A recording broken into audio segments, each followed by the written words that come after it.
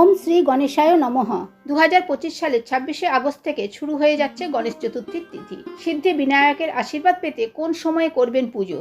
গণেশ চতুর্থীর দিন কি কি উপকরণ রাখতে হবে নৈবেদ্যের থালায়? শাস্ত্র মেনে গণেশ চতুর্থী পালন করলে জীবনে ঝরে পড়বে সিদ্ধিদাতার কৃপা।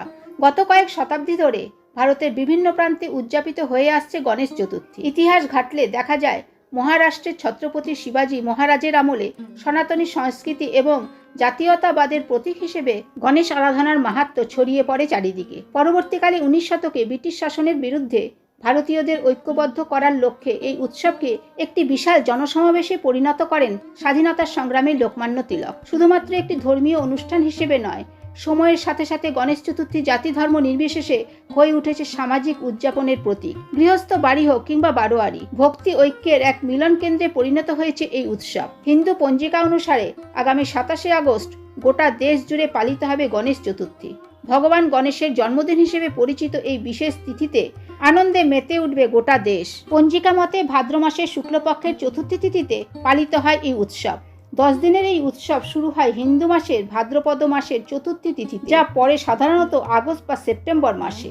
27শে আগস্ট মধ্যাহ্নে গণেশ পুজোর মুহূর্তের মাধ্যমে শুরু হবে যাবতীয় আচার অনুষ্ঠান, যা চলবে সকাল 10টা 5 মিনিট থেকে দুপুর 1টা 40 মিনিট পর্যন্ত। 6 সেপ্টেম্বর 2025 শনিবার অনুষ্ঠিত হবে গণেশ বিসর্জন।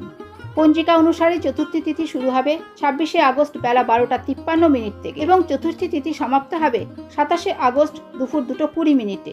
লোকবিশ্বাস অনুযায়ী মনে করা হয় মধ্যাহ্নে জন্মগ্রহণ করেছিলেন শ্রী শ্রী গণেশ মহারাজ। সেই কারণে দিনের এই সময় গণেশ বন্দনায় মেতে ওঠেন ভক্তরা। গণেশ পুজোর শুভ মুহূর্ত শুরু হবে বেলা 11টা 6 মিনিট থেকে দুপুর 1টা 40 মিনিট পর্যন্ত চলবে সেই মুহূর্ত। ভগবান গণেশের আরাধনা করার সময় অনেকেই পালন করে থাকেন ষোড়শোপচার। মোদক, লাড্ডু, ফল, পঞ্চামৃত এবং অন্যান্য মিষ্টি ও সুস্বাদু খাবার নিবেদন করা হয় প্রসাদ হিসেবে। এছাড়াও নৈবেদ্য হিসেবে অর্পণ করা যেতে পারে বিভিন্ন ধরনের ফল, যেমন কলা, নারকেল এবং মিষ্টি জাতীয় খাবার যেমন পায়েস, মতিচুরের লাড্ডু, গুড়, বেসনের লাড্ডু, মুড়ির মোয়া ইত্যাদি। পাশাপাশি গণেশ পুজোয় দুর্বা নিবেদন করলে শুভ ফল পাওয়া যায়। এই ধরনের আরও ভিডিও পেতে চ্যানেলটিকে সাবস্ক্রাইব করে সঙ্গে থাকুন।